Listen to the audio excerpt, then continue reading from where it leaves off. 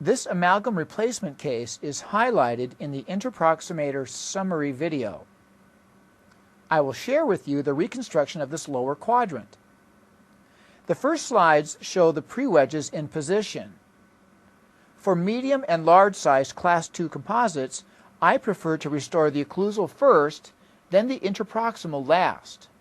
Even though it breaks up the procedure, I am still faster than the old-fashioned technique with a metal matrix.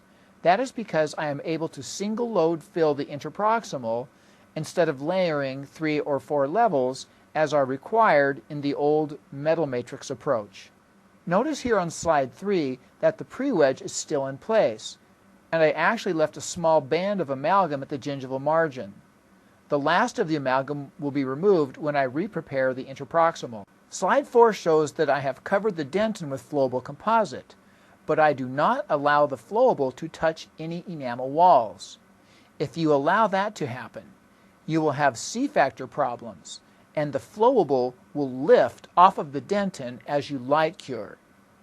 This is a big problem as far as sensitivity.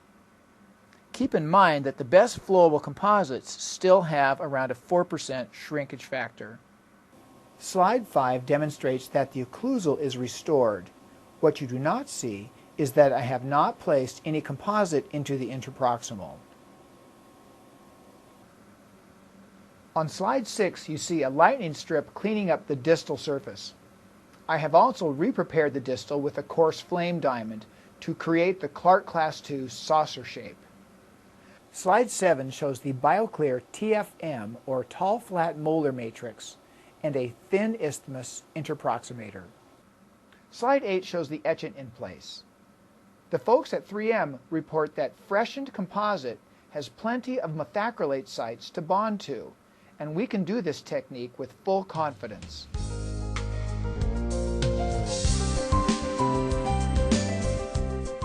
Let's take a look at the post-operative views captured a few weeks later. Because the Clark Class II and the Bioclear matrix system allow the composite to wrap around the whole interproximal, we have better sealed margins. Better aesthetics are possible with the infinity edge margins and a full rounded embrasure that mimics the natural tooth shape.